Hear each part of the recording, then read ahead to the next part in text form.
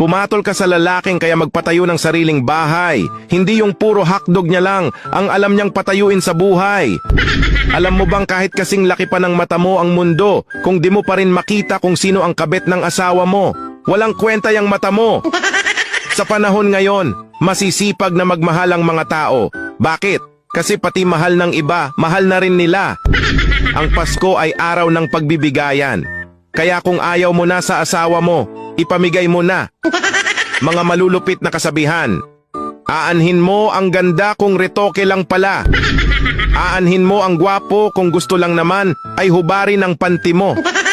Aanhin pa ang kagandahan kung ginagamit lang naman sa kalandian.